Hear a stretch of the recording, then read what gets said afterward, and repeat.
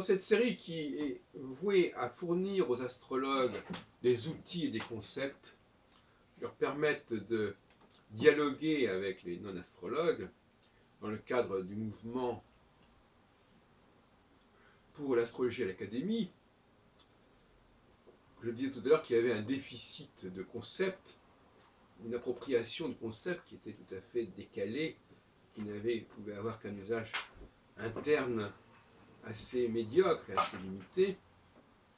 Je voudrais parler d'une philosophie politique dont notamment André Barbeau semble avoir été dépourvu et qui est une notion fondamentale.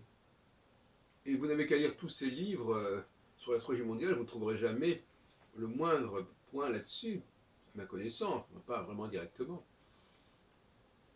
Même si, effectivement, la mort de Staline, correspondant à une déconjonction Saturne-Neptune, nous met en évidence le rôle du leader. Barbeau, bon, mais parce qu'il meurt en plus, donc ce qui n'est pas vraiment un événement au niveau du leadership. Sinon, sinon bon, quand les gens meurent, ça ne veut pas dire qu'ils ont mis en scène leur mort. Enfin, on va dire, ce n'est pas forcément un événement déterminant sur le plan. La mort, c'est toujours un problème pour l'astrologie. Hein. On ne peut pas intégrer la mort dans une problématique astrologique, sauf dans des cas particuliers. En tout cas, ça vient plutôt interférer avec le cours des choses que l'intégrer. Cela dit, nous dirons que on ne peut pas faire de l'astrologie si on n'a pas compris la dialectique qu'entretient le leader avec le peuple. J'en ai déjà parlé, j'en ai déjà évoqué cette question, mais je l'ai évoquée par des biais, alors qu'il faut en faire toute une théorie.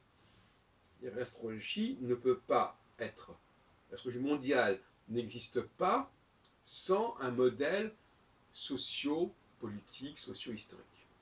Je l'ai dit d'ailleurs au colloque, j'ai demandé à beaucoup des gens qui participaient s'ils avaient un quelconque modèle de fonctionnement de la société. On n'a pas eu de réponse. Parce que pour beaucoup d'astrologues, le modèle, c'est déjà l'astrologie. Alors, je leur demandais au contraire de définir ce modèle en dehors de l'astrologie. De façon à ce que justement ce modèle puisse être débattu avec des non-astrologues. Car pour moi, la priorité, c'est le débat avec des non-astrologues.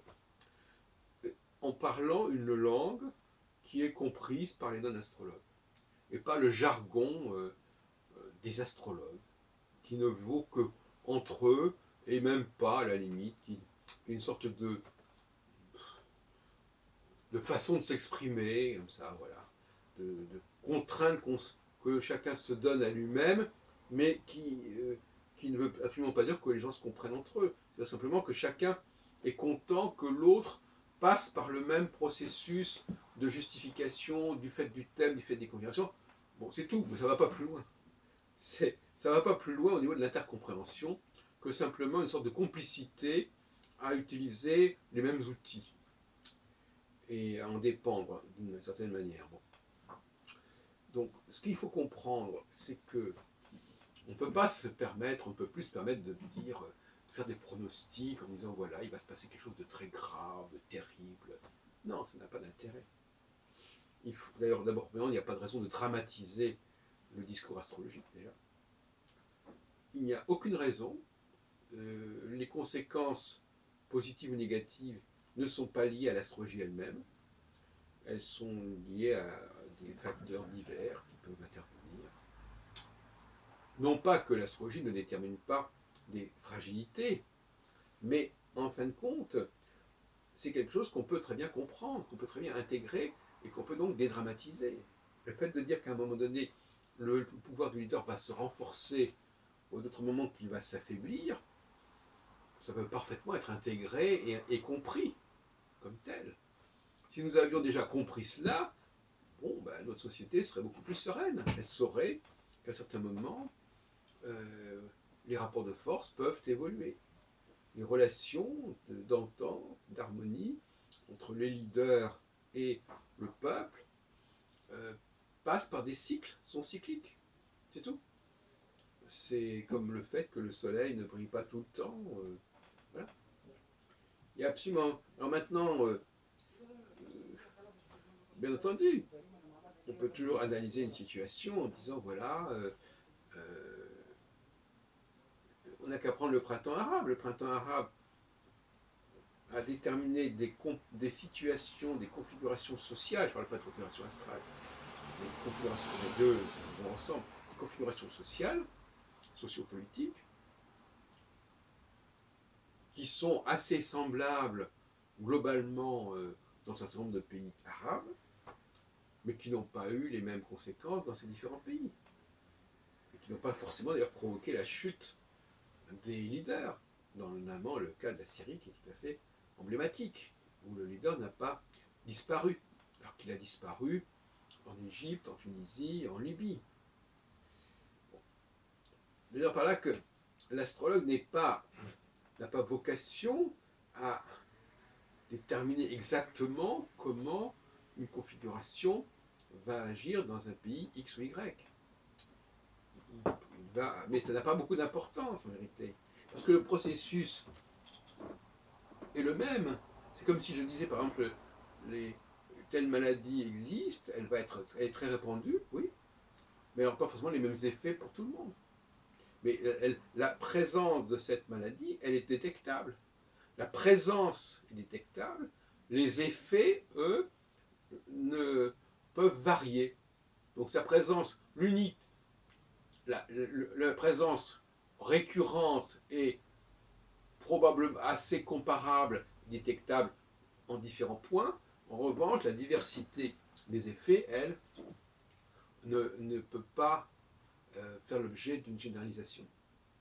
On ne peut pas généraliser les effets, on ne peut généraliser que les causes. C'est bien connu. Donc, je propose un schéma extrêmement simple, qui est rousseauiste en quelque sorte, c'est-à-dire qu'il y a un rapport de confiance et de défiance qui détermine la cyclicité, selon qu'il y a une conjonction ou que la conjonction se dissout, n'est plus visible. C'est le problème de Pavlov, vous savez, le chien qui a réflexe conditionné, le signal est clair, ça va, il devient de plus en plus flou, ça va plus, au moins ça ne fonctionne plus de la même manière. Donc ça, c'est une chose. Effectivement, le cycle n'a pas à être divisé en 12 signes. C'est complètement ridicule, c'est même débile. Il peut être divisé en 2 temps, qui sont la conjonction et la disjonction, c'est-à-dire l'absence de conjonction. Bon, alors la conjonction avec quoi? Bon, ça on peut en discuter. Conjonction, on en a déjà discuté par ailleurs, bon, on va pas revenir là-dessus. Conjonction, en tout cas de préférence avec des facteurs visibles. Hein. Les planètes sont visibles, les planètes jusqu'à Saturne sont visibles, pas les astéroïdes d'ailleurs, qui sont entre Mars et Jupiter. Les signes ne sont pas visibles, les étoiles sont visibles. Bon, donc il faut déjà faire le tri. Le grand tort de Jean-Pierre Nicolas, c'est d'avoir voulu faire le tri, non pas selon le critère de la visibilité, mais sur le contraire de la matérialité de l'astre. Et ce n'est pas un bon critère. Les Cérès a une réalité matérielle, mais il n'est pas visible. Enfin, il n'est pas visible à l'œil nu, on a bien compris. On aura bien compris.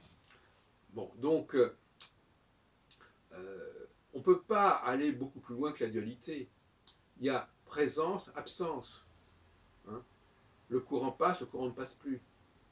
Ça ne va pas plus loin. Donc, épargnez-nous vos réflexions sur le passage de planètes invisibles, sur les 12 signes zodiacaux qui sont tout aussi invisibles. Ça n'a plus aucun intérêt. Alors, je sais qu'on me reprochera d'être intolérant, mais c'est pour l'intérêt supérieur de l'astrologie. L'astrologie a besoin de représentants qui soient compétents et capables de répondre aux questions qu'on lui pose. Et le rôle de ces colloques, c'est de déterminer et de recruter des personnes particulièrement compétentes, qui sont capables de défendre les couleurs de l'astrologie. C'est pour ça que ces colloques sont exigeants, sont éprouvants, mais ça permet de voir ceux qui sont capables. Ceux qui sont capables d'entendre des questions qu'on leur pose, qui sont capables de- d'utiliser des concepts qui soient opérationnels. Et évidemment, il y a beaucoup de déchets chez les astrologues, mais je ne désespère pas parce que tout simplement, il n'y a pas que des gens. On est là aussi pour. Notre mouvement astrologique a toujours été à la fois un lieu de colloque, mais aussi un lieu de formation. Et je crois qu'il est temps de. Cette dimension de la formation existe dans les colloques. Les gens qui viendront à nos colloques tous les mois se formeront, acquerront de bonnes habitudes, de bons concepts, et ils seront de plus en plus performants. Ceux qui ne veulent pas comprendre qu'ils ont besoin d'être formés, eh bien, voilà, ils vont se retrouver exactement comme les acteurs du muet qui ne seront pas passés à l'ère du parlant. Et donc leur carrière va s'arrêter assez vite.